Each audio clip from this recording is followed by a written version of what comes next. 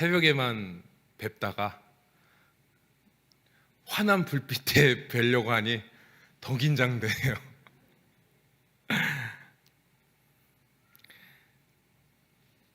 이 중에는 우리 성도님들 중에는 출근하시고 퇴근하셔서 식사도 못 하시고 오시는 분들도 계실 거고, 그리고 삶을 다 알 수는 없지만 평안한 삶 가운데 계신 분들도 몇 분 계실 거고, 와, 이거는 교회를 갈아야 되나 말아야 되나 할 정도로 큰 어려움 가운데 계시다가 오신 분들도 있을 것입니다. 뭐 이유야 다 어쨌든 교회에 오신 분들이신데, 그리고 영상으로 참여하시는 분들도 무엇을 하나 잡아보기 위해서 영상을 틀고 예배로 참여하시는 분들이 계실 텐데, 그런 분들께 제가 한번 질문을 드려보도록 하겠습니다. 여러분들이 비도 오고 수압에도 눌리고 삶에도 치이고 자녀들한테도 치이고 삶의 문제에도 치이면서까지, 그래서 남들은 쉬고 잊으려 술을 마시고 무엇인가를 하는 이 시간대에 무엇이 여러분들의 이 발걸음을 이 교회로 인도하였습니까? 여러분들이 교회 오신 목적이, 동기가 어떻게 되십니까? 영상으로 참여하시는 분들도 마찬가지입니다. 한번 이 질문에 답을 내려보셨으면 좋겠습니다. 여러분들이 쉬어도 시원찮을 시간에 영상을 틀고 그 작은 모니터 앞에 나와서 말씀을 듣는 동기가 무엇입니까? 여기 계신 분들 중에 더러는 천국 가려고요 라 하시는 분들도 계시겠죠. 그렇죠? 지옥 가시려고 일부러 이 자리에 찾아오시는 분 계십니까? 아니죠. 또 혹시 그런 분 계세요? 하나님 안 계신 것 같은데 내가 여기서 하나님 안 계시다는 걸 증명하기 위해서 오셨다라는 분 계세요? 혹시? 제가 가끔 그런 분들을 뵀거든요. 유명한 사건이 있습니다. 근데 이 중에는 그런 분들이 안 계신 것 같네요. 아니면 충청도에 사셔서 이제 충청도 사람들처럼 그렇게 속마음을 잘 표현하지 않는 것처럼 되신 건 아니죠? 다 정말 진심으로 주님 믿어서 오신 거죠? 네. 주님만 아십니다. 혹시 그럼 이 중에 삶의 문제 가운데 해결할 방법이 없어 찾아오신 분도 계십니까? 어디 하나 배우자에게 말할 것도 아니고 한다고 해서 될 것도 아니고 사람에게 풀어서 될 것도 아니고 주님에게 풀어보자 해서 오신 분이 혹시 계십니까? 다양한 이유가 있겠지만 오늘 저는 어떤 목적을 떠나서 천국 가는 것도 목적이죠. 가려고요, 목적이죠. 기도하려고요, 목적이죠. 찬양 드리려고요, 목적이죠. 내 삶에 뭔가 문제를 해결하려고요, 그것도 목적이죠. 어떤 목적을 이루기 위한 원인이 아닌 순수한 원인을 한번 살펴보고자 이 말씀을 준비했습니다.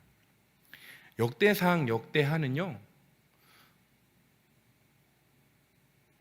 사무엘상 그 전으로 말씀드리자면 창세기부터 열왕기하까지 본문 말씀을 그대로 갖다 썼습니다. 그래서 오늘 읽으신 말씀 역대상 1장부터 9장까지는요 족보가 써 있어요. 족보도 역사적인 인물로서 쭉 써 있는 거예요. 그리고 10장부터는 사울의 이야기는 잠깐 나오고 다윗의 이야기부터 역대 왕들의, 이스라엘 왕들의 이야기가 쭉 쓰여 있어요. 근데 이게 새로운 얘기가 아닙니다. 여러분들이 성경을 사무엘서부터 열왕기하까지 읽으시고 역대기서를 또 읽으시면 한 얘기 또 하네? 똑같이 써 있네? 이렇게 느끼실 거예요. 근데 그렇게 느끼시는 게 틀린 게 아니에요. 똑같이 썼어요. 역대기를 쓴 사람들이 그대로 그냥 갖다 썼어요. 그렇다고 해서 완전 똑같냐? 좀 달라요. 조금씩 달라요. 뺄 건 빼고 넣어야 될 건 넣고 이런 식으로 역대기를 썼는데 궁금한 점은 왜 그랬냐는 거예요. 왜 그 힘든 일을 했을까? 있는데 성경 창세기도 있고 열왕기하까지 있고 써져 있는데 왜 이런 힘든 짓을 했을까? 라고 하는 문제인 거예요. 이 역대기가 쓰여진 배경을 잠깐 나눠드리면요, 뭐 포로기까지는 자세히 설명드릴 필요는 없는 것 같고, 포로 시절을 겪으면서 사람들이 가장 궁금했던 게 뭐냐면 왜 우리가 나라가 멸망했을까라고 하는 질문이었어요. 왜 우리나라는 멸망했을까? 분명 멸망하기 전까지만 해도 정말 잘 살았거든요. 얼마나 잘 살았냐면요, 선지자들, 예언자들이 우리 이렇게 살면 망해요 라고 막 가르쳤어요. 그래서 회개해야 돼요 가르쳤어요. 선포했어요. 그런데 아무도 믿질 않았어요. 왜냐하면 못 살지 않았거든요. 못 살아야 말이 통하죠. 힘들어야 말이 통하죠. 어떤 왕들보다 망하기 전에 왕들이 다스렸던 나라가 정말 잘 살았어요. 그래서 안 믿었어요. 그랬더니 망했네요. 어느 하루아침에 멸망해버렸어요. 그랬더니 얘네들이 너무 궁금한 거예요. 아유, 왜 이렇게 우리가 쫄딱 망했지? 그랬더니 그때 선지자들의 말이 들리는데 우리가 하나님의 명령, 모세에게 쓰여진 율법을 대로 살지 않았다라는 거예요. 아, 거기에서 사람들이 그렇구나 라는 것을 아주 깊이 깨닫고 우리 하나님 제대로 믿어야겠다 라고 한 게 포로기 때예요. 가장 이스라엘 역사 가운데 위기이고 실패이고 절망이고 위험한 순간이고 모든 것이 잃어서 소망도 없고 희망도 없던 시절에 우리가 알고 있는 이 구약 성경의 거의 대부분의 전반적인 이야기가 쓰여졌다라는 거예요. 이런 이야기들로 볼 때 위기는요, 우리 삶의 위기는요, 우리에게 절망을 주고 고통을 주고 우리의 삶을 꺾어내려서 뭔가 우리를 진짜 지옥 같은 삶을 살아가게 하려고 하는 순간이 아니라 그 어느 때보다 우리의 신앙이 건강해지고 그 어느 때보다 우리가 하나님만을 바라볼 수 있는 시간이라는 것이 성경 가운데 증언되고 있어요. 혹시 여러분들 중에 정말 내가 진짜 이렇게 살아서 뭘 하나 라고 생각하시면서 죽기 직전에까지 생각해 보신 분들이 계시다면 오늘 이 말씀이 여러분들에게 소망이 되시길 바라요. 그런 분들이 계시다면 여기 계신 그 누구보다 여러분들의 삶이 하나님 안에서 가장 가까운 삶이라는 것을 제가 아니라요, 성경이 증언해 주고 있습니다. 그렇게요, 이스라엘 사람들이, 포로에 끌려갔던 사람들이 주님만을 소망하며 나라의 회복만을 소망하며 거기다 이제 이사야라고 하는 선지자들이 뭐라고 선포하냐면 그런 포로기 가운데 우리는 하나님이 회복시키실 거고 새 나라를 이루실 거고 그 나라는 이방 나라들을 웃도는 가장 강한 나라가 될 것이며 그 이방 나라들의 모든 활과 창을 꺾으시고 우리는 이 세상에 그 어떤 나라보다 강한 나라가 될 거야. 그런 나라를 만드실 메시아가 올 거야 라는 것이 선포되어져요. 그래서 유대인들은 지금도 메시아를 주님으로 믿지 않아요. 왜? 이스라엘 나라가 지금 어떤 이방 나라보다 웃돌고 강한 나라가 되었습니까? 아니죠. 그러니까 아직도 예수님을 메시아로 인정 못하는 거예요. 성경 말씀대로라면 그래야 돼요. 이스라엘이 가장 미국보다 더 강한 나라가 되어서 이방 나라, 그 외 모든 나라들은 다 그의 손에 멸망하는. 근데 그렇지 않잖아요. 그것을 소망하며 기다리고 있는 와중에 어떻게 되느냐? 포로로 살아가는 사람이 있고요. 여러분들이 아시는 다니엘처럼 그 시대와 나라에 잘 적응해서 잘 사는 사람들이 생기는 거예요. 사람도 우리들도 마찬가지예요. 안 될 것 같은 상황에서도 적응하며 살아갑니다. 그렇죠? 그것처럼 그 시대에 적응하면서 결혼도 하고 삶의 터전을 만들어서 결혼도 하고 삶을 유지하는 사람들이 생겨난 거예요. 그러니까 굳이 왜 내가 돌아가야 돼? 라고 하는 생각이 들 정도로 그런 사람들이 생겨났고, 또 한편의 사람들은, 그렇게 되지 못한 사람들은 포로로 살며 우리나라의 회복을 기다리고 소망하는 사람들이 생겨났다라는 거예요. 그런 사람들이 이렇게 같이 살아가다가 시간이 흘러 페르시아 왕 고레스라고 하는 사람에 의해 하나님께서 하신 거죠. 하나님에 의해 바사왕 고레스를 사용하셔서 이 사람들을 이제 복권시켜요. 나라를 회복시켜줘요. 돌아가라 니네 나라로. 그랬더니 이 사람들이 가장 먼저 하는 게 뭐냐면 성전을 회복시키는 거예요. 왜 그렇겠어요? 포로기 시대의 이들에게 가장 큰 소망은 하나님이 나라를 회복시킨다는 신앙이었잖아요. 우리가 하나님만 제대로 믿으면 하나님이 이방 나라의 그 어떤 나라보다 잘 살게 하시고 강건하게 하시고 먹고 살 걱정 안 하게 하시고 우리는 진짜 평평대로 평안한 삶을 살아갈 거다라고 하는 이 믿음 때문에 얘네들은 다른 거 다 신경 안 써요. 오로지 성전. 그래서요, 자기 집 짓는 것보다 성전부터 짓는 거예요. 그랬더니요, 이게 평탄했을까요? 아니에요. 평탄하지 않은 거예요. 엄청 방해하는 사람들이 어마어마했던 거예요. 그래도 우여곡절 끝에 완성이 됐어요. 그리고 율법을 잘 정리해서 에스라와 또 같은 학자들이 그런 성전에 와서 율법을 가르치는 거예요. 성전도 지어졌겠다. 우리 하나님 말씀 제대로 믿어야 우리나라가 강건해집니다.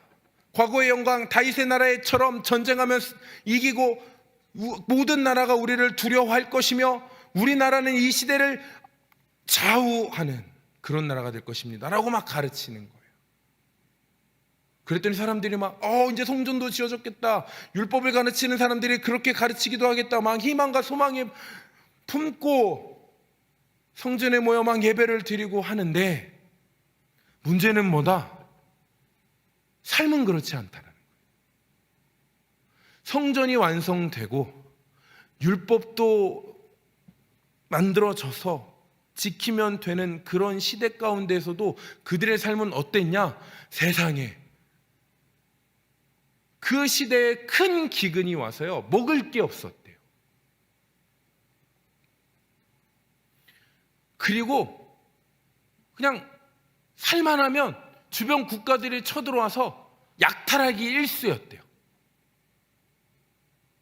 성전을 짓고 율법을 지키며 하나님의 말씀을 지켜도 달라지는 게 1도 없는 거예요. 바뀌는 게 하나도 없는 거예요. 삶의 형편이 나아지기는커녕 그런 흔적조차도 보여지지 않는 거예요. 그런데 문제는 또 뭐냐? 포로기 가운데에서 그래 맞아, 하나님 제대로 믿어야지, 하나님 제대로 믿어야지, 하나님 제대로 믿어야지 라고 했던 사람들이 포로기 끝나고 돌아왔냐? 그런 분들은 연세가 드셔서 돌아오셨고, 주로 된 인물들은 다음 세대들이라는 거예요. 뭔가 뼈저리게 고통받고 힘들어서 하나님 앞에 온전히 돌아가야겠다라고 생각했던 사람들은 이제 힘이 빠지셨고, 그 삶도 살만하네, 괜찮네, 이런 사람들이 와서 아버지가 그렇게 가르쳐주고 엄마가 그렇게 가르쳐주셨던 말씀대로 성전을 지어졌으니 예배를 드리려고 사모했고 율법이 만들어졌으니 율법을 지키려 했더니 삶이 나아졌냐? 그렇지 않았다라는 거예요. 그럼 어떻게 되겠어요? 우리가 성경을 보지 않아도 뻔하죠. 난리가 난 거예요. 예배 무너집니다. 회복시켰던 성전에서 하나님을 예배해야 되는 제사장들이 먹고 살 방법이 없어서 이방 신상들을 예배 드려주고 거기서 나온 녹을 먹고 살아갑니다. 사람들에게서는 신앙은 떠나갔습니다. 성전에 나와 온전한 야훼 신앙을 드리는 사람은 없습니다. 그런 시대가 돼버린 거예요.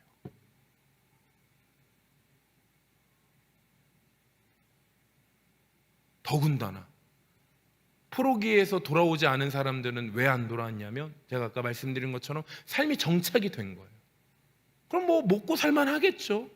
이미 내 삶의 기반은 안정하고, 굳이 뭐 하나님을 매달리지 않아도, 성전에서 예배드리지 않아도 나는 살만한데 뭐 굳이 가서 예루살렘에 가서 그 힘든 삶을 살아가야 돼? 라고 느끼는 사람들이 있는 거예요.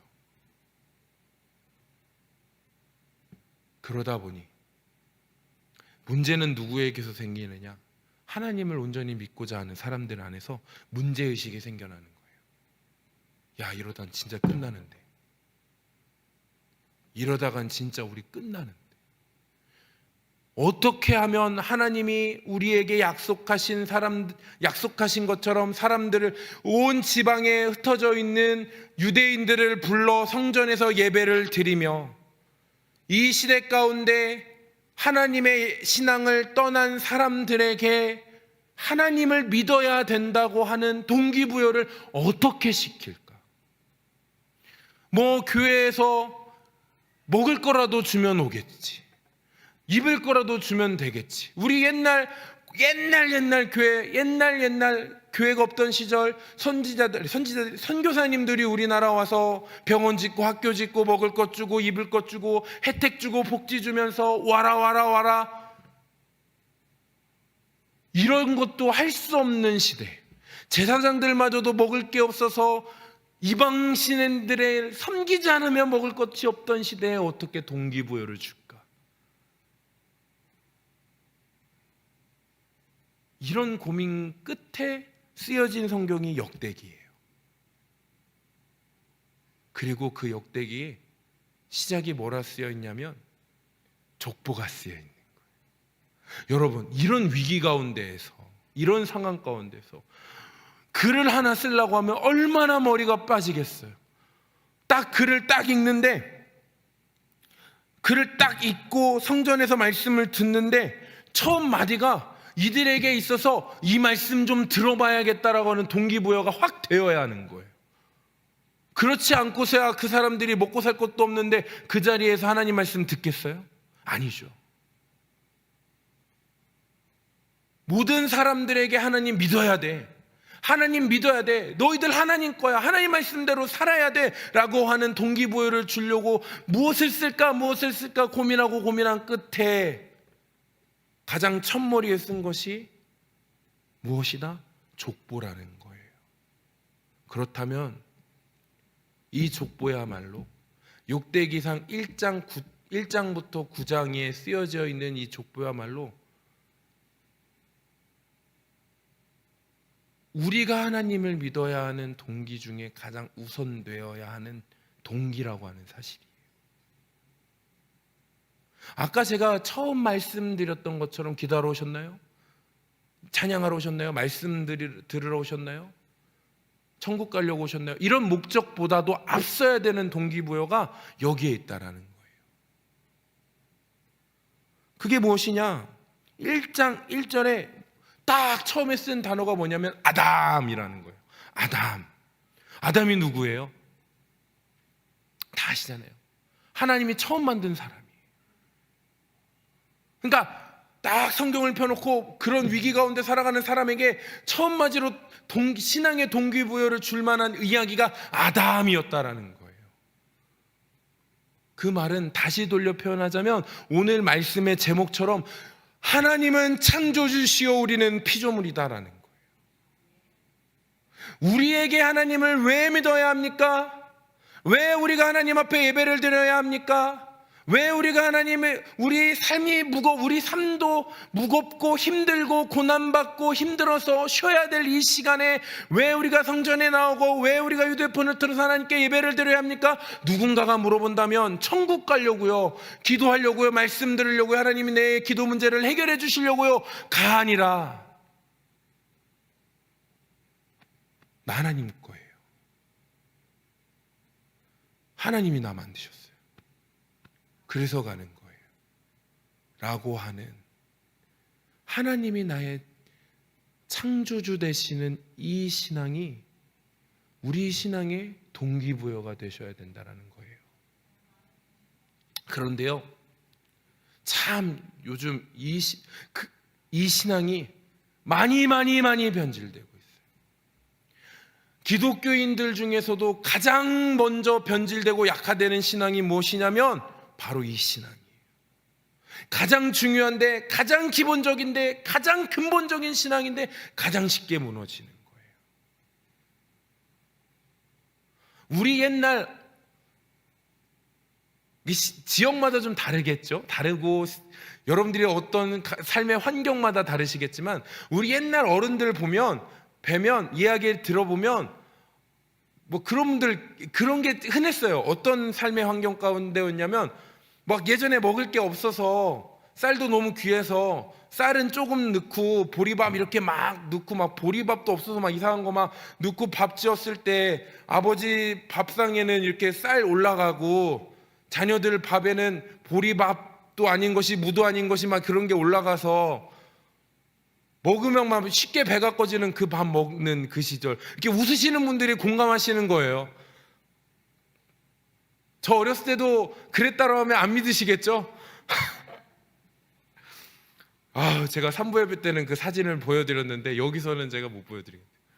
뭐 그 정도까지는 아니에요. 먹을 게 없는 보리고개 시절은 아니었고 그 비슷한 문화를 겪었는데, 그래서 제가 그 마음을 알아요. 그 시대에 배고프다고 아버지 이렇게 하얀 밥에 이렇게 숟갈 꽂아보신 분 계세요? 그 시절을 살아가실 때? 어떻게 돼요, 그러면 우리?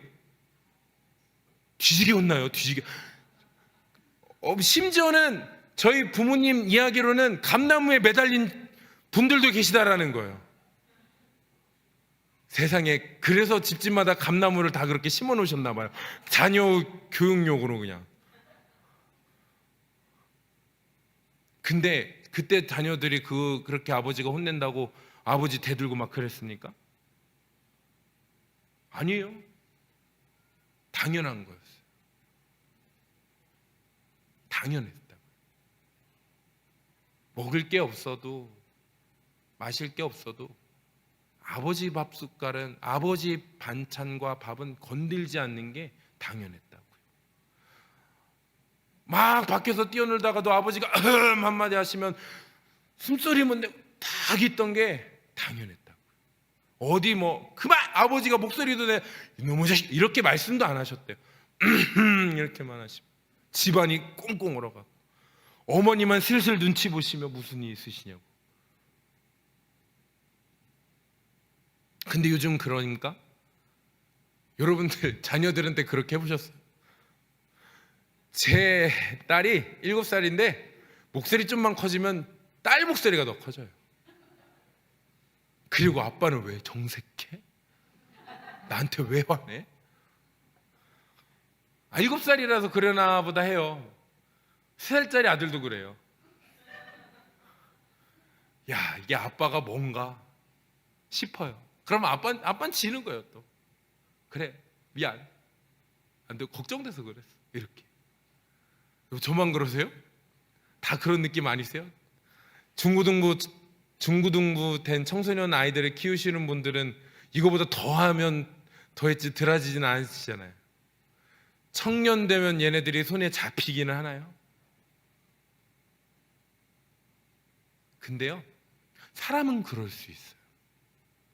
왜냐하면 아버지인 나나 자식인 자녀인 쟤나 인간이긴 매한 가지거든. 하나의 영혼이긴 매한 가지고 하나의 인격체이긴 매한 가지고. 인격체라고 하는 사실이 나이가 더 많고 나이가 적다고 해서 달라지나요? 돈이 많다고 돈이 적다고 해서 달라지나요? 많이 가졌고 많이 없다고 해서 달라지나요?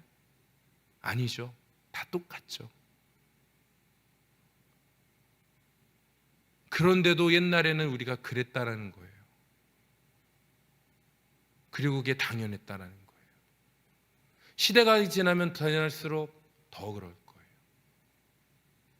시대가 지나면 지날수록 어른들의 권위는 없어지고 개인의 권리만 높아질 거예요. 이미 그 폐해가 학교 가운데서 나왔잖아요. 아이들을 때리라는 얘기가 아니에요. 아이들을 훈육해야 된다는 이야기가 아니에요. 가르치는 자의 권위가 없어졌다라는 거예요. 근데 시대가 지나면 지날수록 더 지날 거라는 거예요. 그러면 뭐가 문제가 되는 줄 아세요? 사람은 그럴 수 있다 쳐요. 사람이 사람끼리는. 근데 하나님은 우리랑 격이 다르세요. 하나님은 그러면 절대 안 되는 분이에요. 그분이 인간이세요? 우리와 같은 분이신가요? 그분은요, 신이에요. 유일하신 분이에요. 이 땅 가운데 그 어떤 것도 비교할 수 없고 견줄 수 없는 분이라는 거예요. 우리가 누리고 있는 모든 권리와 모든 능력과 모든 규칙이 그분에게서 만들어졌어요. 우리가 누리고 있는 모든 것들이 그분의 말씀에 의해서 만들어졌다고요. 그분은 어떻게 하셔도 되는 분이냐면요, 제가 극단적으로 예를 들어드릴게요. 아내가 제발 이런 것 좀 하지 말라는데 그냥 좀 끝까지 예를 들어드려야 이게 이해가 쉬우실 것 같아요. 우리 인간 중에 어떤 제가 목회자인 제가 평생을 막 하나님께 기도하고 말씀만 전하고 전도해서 막 교회를 막 엄청 크게 막 할 정도로 많은 영혼들을 구원시키고 막 하나님 앞으로 드리고 막 그렇게 해서 죽어요. 누가 봐도 사람이 봐도, 그리고 자기 자신이 느끼기에도 청렴하고 하나님 안에서 하나의 부끄럼도 없이 살한 목회자라고 가정을 해볼게요. 그런 목회자인 저를 하나님께서 지옥에 보내시면 될까요, 안 될까요? 어떻게 생각하세요? 그렇게 천국에 그렇게 하나님 앞에 심판 앞에 섰더니 하나님이 넌 지옥, 이유는요? 몰라, 가 했을 때 그게 여러분들이시라면 어떠실 것 같아요? 불합리하다고 느끼시나요? 이건 인륜적인 사건이 아니라고 느껴지시나요? 이건 도덕적이 아니라고 느껴지시나요? 근데요, 중요한 사실은 하나님은 그러셔도 된다라는 거예요. 예, 하나님의 존재는 그런 분이에요. 하나님은 우리에게 뭘 하셔도 돼요. 하나님이 우리에게 우리 인생 가운데서 무엇을 경험하게 하시든, 어떤 삶을 살아가게 하시든, 어떻게 살아가게 하시든, 어떤 환경, 여건, 조건 가운데 놓이게 하시든 그러셔도 된다라는 거예요. 왜요? 하나님이시잖아요.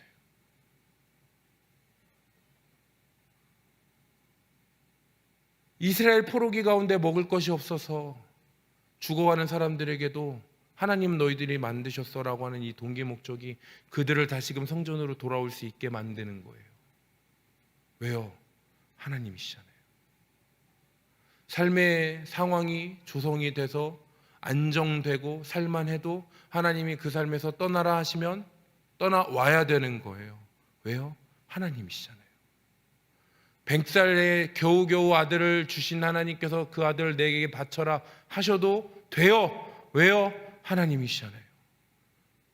아브라함이 믿음의 조상입니다.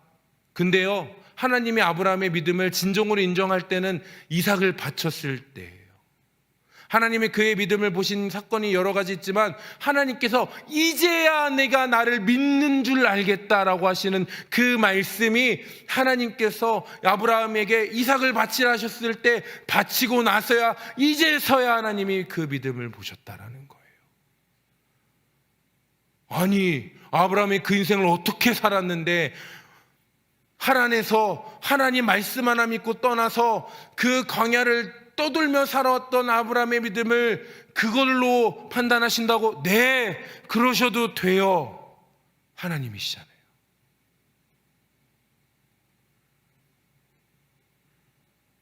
우리가 이 신앙이 기반되지 않으면 하나님이 우리에게 베푸시는 게 은혜다, 하나님이 베푸시는 게 정말 매길 수 없는 사랑이다라는 것이 다 증명이 되지 않고 다 말할 수 없는 거예요. 하나님은 우리를 버리셔도 돼요. 하나님은 우리를 모른다 하셔도 돼요. 그게 잘못된 게 아니에요. 당연해요. 그런데 하나님이 우리를 사랑하신대요. 여러분들 중에 제가 이렇게 막 국수를 만들었어요. 이렇게 국수를 만들어서 이렇게 갖고 가다가 제 딸이 이렇게 쳐서 이렇게 쏟아졌어요. 여러분들이 지금 저가 되셔서 좀 같은 마음을 갖고 느껴보시는 거예요. 그럼 이분들 중에, 여기 계신 분들 중에 어이구, 아유 아깝네 이거, 아이고, 아유 또 이렇게 넌 괜찮아? 이씨, 그러니까 얌전했지. 공감되시죠? 이거 이런 상황 공감되시죠? 혹시 이런 분들 중에 국수 면발 잡고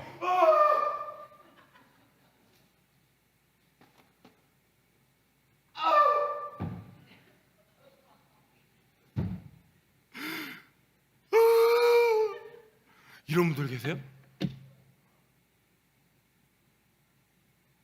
이런다면 어떻게 생각하시겠어요? 쟤 왜 저래? 그런데 하나님이 우리를 이렇게 사랑하신 거예요. 저 여러분들을 건지신 게 이거와 다른 게 아니에요. 바울이 제자들에게 추앙받기 위해서 나는 벌레 중에 벌레, 개수 중에 개수자라는 말을 했겠습니까? 아니요. 본질이 그런 거예요. 제가 국수 면발로 예를 들었지만 하나님에게서 우리는 국수 면발 같이도 안 돼요. 아무런 존재도 아니에요. 그런데 그런 아무런 존재도 아닌 우리에게 자신이 죽으셨잖아요. 안 그러셔도 되는데 그냥 영화의 한 장면처럼 손가락을 딱 튀기며 구원받아라 해도 모든 인류가 구원받아도 되게 하실 분이 자신의 몸을 버리시면서까지 우리를 살리기 위해서 오셨잖아요. 그래서 기독교의 사랑을 은혜라고 하는 거예요. 그래서 우리가 은혜로 살아있다라고 고백할 수 있는 거예요. 그래서 하나님의 사랑이 그 어떤 것보다도 비교할 수 없는 하나님의 사랑이라는 것을 말할 수 있는 거예요. 그리고 저와 여러분들이 이 자리에 나오신 건 여러분들의 정신력이 강해서가 아니라 지쳐있고 쓰러져 있고 힘들어하는 주님의 자녀들, 온천하보다 귀하게 생각하시는 한 영혼 한 영혼인 여러분들의 사랑하시는 하나님이 손잡고 끌어당겨서 이 자리에 오게 하신 거예요. 그럼 이유가 있겠죠. 저도 몰라요. 알려드릴 수 없어요. 알려드리기 싫어서가 아니라 몰라서. 제가 어떻게 그분의 그 사랑을 다 알 수 있겠어요. 제가 이 자리에 서 있는 것도 제가 모르는데, 저 같은 죄인이 목회자인 이유도 모르는데. 그런데 확실한 것은 성경은 그렇게 말씀하고 있습니다. 내가 너희들을 사랑한다. 내가 너희들의 필요를 안다. 내가 너희들의 어려움을 안다. 눈물을 안다. 신음을 안다.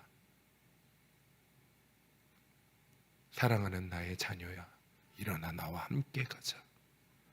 내가 너와 함께 하리라. 그 사랑 때문에 저와 여러분들이 이 자리에 앉으신 줄 믿습니다. 그 사랑이 변함없이 여러분들과 함께하고 있음을 믿습니다. 그 사랑이 여전히 변함없이 여러분들의 인생을 이 세상의 그 어떤 것도 무너뜨릴 수 없고 막을 수 없고 침투할 수 없고 여러분들의 인생을 빼앗을 수 없는 은혜로 지키고 계심을 믿습니다.